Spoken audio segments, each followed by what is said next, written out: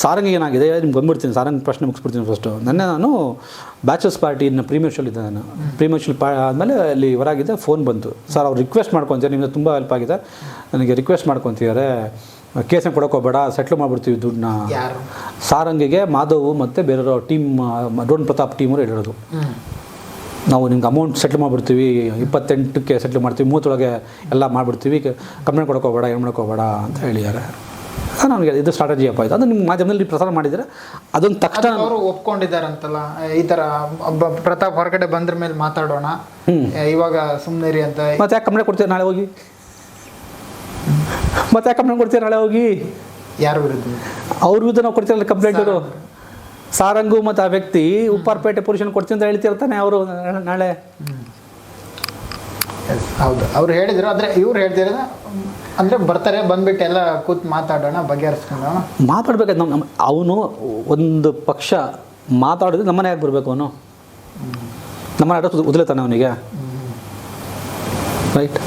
ನನಗೆ ಯಾಕೆ ಫೋನ್ ಮಾಡಿ ಸರ್ ನಾನು ಮಾಧ್ಯಮಕ್ಕೆ ಮಾತಾಡ್ಬೇಕು ಮಾಧ್ಯಮಕ್ಕೆ? ನಾನು ಅಲ್ಲಿ ಪಕ್ಕ ಕೂತಿದ್ದ ನಾನು, ಇಲ್ಲ ಅವನಿಗೆ ನಾನು ಹಿಂಗೆ ಮಾತಾಡ್ಕೊಡ್ತೀನಿ. ಫಸ್ಟ್ ಆಫ್ ಆಲ್ ಅವ್ನು ಹಿಂದಿ ಮಾತಾಡ್ತಿದ್ದಾನೆ, ಹಿಂದಿನ ಇಂಗ್ಲೀಷ್ ಮಾತಾಡ್ತಿದ್ದ ಅವನಿಗೆ, ಆಯಿತಾ?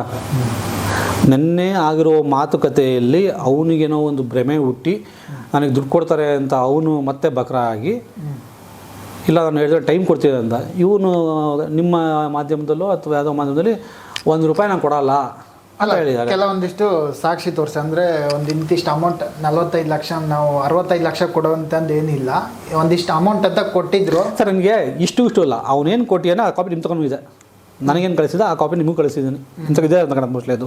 ಅಲ್ಲ, ಅವರು ಒಂದು ಅಂದರೆ ಒಂದು ಇದು ಕೊಟ್ಟಿದ್ದಾರೆ, ಕ್ಲಿಯರ್ ಒಂದು ಡಾಕ್ಯುಮೆಂಟ್ ಈ ಥರ. ಸರ್ ಅವ್ರು ಎಷ್ಟು ಕೊಡಬೇಕು, ಅವ್ರೇನು ಕೊಡಬೇಕು ಅಂತ ಅವ್ರವ್ರು ಮಾತಾಡ್ಕೊತಾರೆ. ಅನ್ಯಾಯ ಅಮೌಂಟ್ಗೂ ನಿಮಗೂ ಸರ್, ಅವನು ನನಗೆ ಅನ್ಯಾಯ ಅಂತ ಕೇಳ್ಕೊಂಡು ಬಂದಾಗ ಅಮೌಂಟ್ ವಿಷಯ ನಿಮ್ಗೆ ಗೊತ್ತಿಲ್ಲ. ಅಮೌಂಟ್ ವಿಷಯ ಗೊತ್ತು, ಅವನಂಗೆ ಕಳಿಸಿದ್ದ.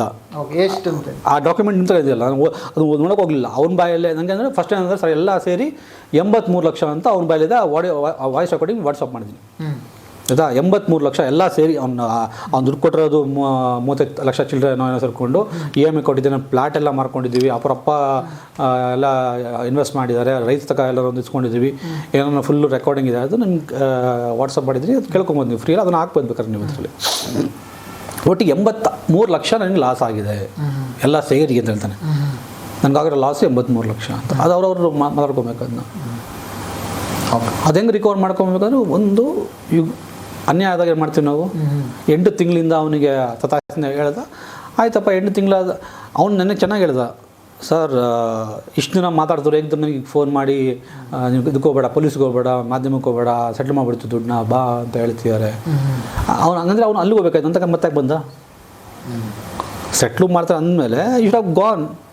ಫ್ಲೈಟ್ ಇತ್ತು, ಫ್ಲೈಟ್ ಫಸ್ಟ್ ಟೈಮ್ ಬರ್ತಾಯಿಲ್ಲ ಅವ್ನು ಬೆಂಗಳೂರಿಗೆ. ಫ್ಲೈಟ್ ಇಟ್ಕೊಂಡು ಸೀದಾ ಹೋಗ್ಬೋದಾಗಿತ್ತು.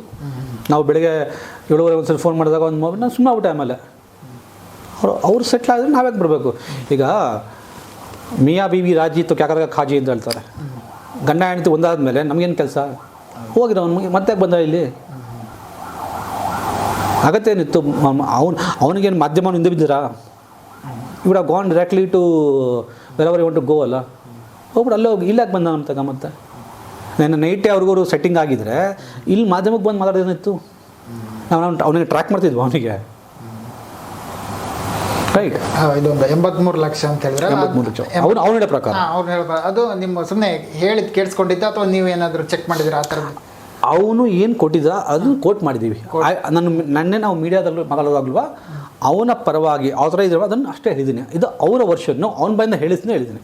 ನನಗೆ ಗೊತ್ತು ಇಂಥಲ್ಲ ಸುಮಾರು ಸರ್ ವಿಟ್ನೆಸ್ ಟು ಹೋಸ್ಟೈಲ್ ಆಗೋದು ಹೊಸ್ತಲ್ಲ ನಮಗೆ, ಅದಕ್ಕೆ ಅವ್ರ ಬಾಯಲ್ಲೇ ಹೇಳಿಸ್ತೀವಿ ಅಂತ ಹೇಳಿದ್ರೆ ಅವನು ನೆನ್ನೆ ಹೇಳಿದ್ಕು ಏನೋ ನೆನ್ನೆ ಆಗಿರುವಂಥ ಒಂದು ಅವ್ರ ಮಧ್ಯೆ ಆಗಿರುವಂಥ ಫಸ್ಟು ಸ್ಟ್ರೆಟ್ ಮಾಡ್ದಂತ ಹೇಳ್ತಾನೆ. ಇಲ್ಲ ಸರ್ ನಮ್ಗೆ ರಿಕ್ವೆಸ್ಟ್ ಮಾಡ್ದಂತಾರೆ.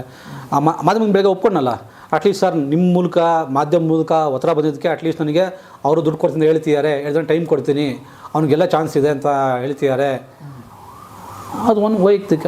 ಯಾರು ಹೇಳಿದ್ದೆ? ಮತ್ತೆ ಸಾರಂಗ್ ಬೆಳಗ್ಗೆ ಮಾಧ್ಯಮ ಇದರಲ್ಲಿ ಸಿಗತ್ತೆ ನಿಮಗೆ, ಮಾಧ್ಯಮ ಕೇಳಿದ್ದಾನೆ, ಅದು ವೈಯಕ್ತಿಕ. ಅಂದರೆ ಇವ್ರ ಪ್ರಕಾರ ಒಂದು ಸಾಕ್ಷಿ ಪುರಾವೆಗಳಿಟ್ಟೆ ನಾವು ಅಷ್ಟೊಂದು ಅಮೌಂಟ್ ನಾವು ಕೊಡಲಿಕ್ಕೆ. ಸರ್ ಸಾಕ್ಷಿ ಪುರಾವೆ ಎಲ್ಲಿ ಸರ್ ವ್ಯಾಲಿಡ್ ಆಗೋದು?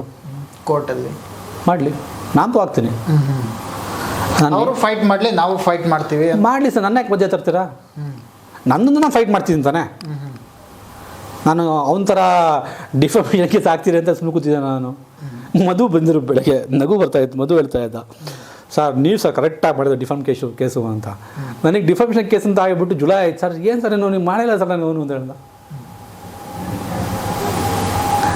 ನಾನು ಹೇಳಿದೆ ಅವತ್ತು ಡಿಸೆಂಬರ್ 4 ನಮ್ಗಳತ್ತೆ ಆಯಿತಾ, ಜನವರಿ ಫೆಬ್ರವರಿ 20ಕ್ಕೆ ಫಸ್ಟ್ ಇಯರಿಂಗ್ ಅವ್ನು ಬರಬೇಕು. ಇವ್ನು ಹಾಕಿದವಾಗ ಜುಲೈಗೆ ಹೋಗಿದ್ದವಾಗ ಬಿಗ್ ಬಾಸ್ಗೆ ಮೇ ಬಿ ಅಕ್ಟೋಬರ್ ಅನ್ಸುತ್ತೆ. ಜುಲೈ, ಆಗಸ್ಟ್, ಸೆಪ್ಟೆಂಬರ್, ಅಕ್ಟೋಬರ್ 4 ತಿಂಗಳು ಟೈಮ್ ಇತ್ತು. ಏನು ಗೆಣಸ ಕಿಲ್ತಾ ಇದ್ದ? ಡಿಫಾಮೇಷನ್ ಹೆಂಗೆ ಹಾಕ್ಬೇಕು ಅಂತ ಕಾಮನ್ ಸೆನ್ಸ್ ಇಲ್ಲ ಸರ್. ಯಾವುದೋ ಒಂದು ಮೇಲ್ ಮಾಡೋ ಡಿಫಾಮೇಷನ್ ಕೇಸ್ ಆಗಲ್ಲ. ಅದು ತಕ್ಕಂಗೆ ಸಾಕ್ಷಿ ಕೊಟ್ಟು, ಪುರಾವೆ ಕೊಟ್ಟು, ಫಾಲೋ ಅಪ್ ಮಾಡಿ, ರಿಜಿಸ್ಟರ್ ಪೋಸ್ಟ್ನಲ್ಲಿ ಕಳಿಸಿ ಎಲ್ಲ ಮಾಡಿ. ನಾನು ಈ ಡಿಫಾಮೇಷನ್ ಕೇಸಲ್ಲಿ ನೋಡಿದ್ನಲ್ಲ ನಾನು, that is a wonderful procedure to be followed. ನಾನು ದುಡ್ಡು ಕಟ್ಟಿದ್ದೀನಿ 10 ಲಕ್ಷ. ಲಾ ಫೀಸಲ್ಲ ಅದು, ನೀವು ಕೋರ್ಟಿಗೆ ಕಟ್ಟಬೇಕಾದ ಫೀಸು. ನೀನು 2,49,00,000 ನೀನು ಕ್ಲೈಮ್ ಮಾಡ್ತೀಯ ಅಂದರೆ ಅದಕ್ಕೆ ನೀನು ಕಟ್ಟಬೇಕಾದ ಕೋರ್ಟ್ ಫೀಸೇ ಇದು. ನಮ್ಮ ಲಾಯರ್ ಫೀಸ್ ₹1 ಕೊಟ್ಟಿಲ್ಲ ನಾನು, ಎಕ್ಸೆಪ್ಟ್ ಫಸ್ಟು ಡಿಫಾಮೇಷನ್ ಕೇಸ್ ಟೈಮಲ್ಲಿ ಅವರೇನು ಕಳಿಸ್ತಾರಲ್ಲ ಅವ್ರದ್ದು ನಾಮಿನಲ್ ಇರ್ತಾವಲ್ಲ ಅವ್ರದ್ದು, ಅದು ಬಿಟ್ಟರೆ ಇದುವರೆಗೂ ₹1 ಕೊಟ್ಟಿಲ್ಲ ನಾನು ಲಾಯರಿಗೆ, ಅವ್ರ ಫೀಸ್ ಅಂತ.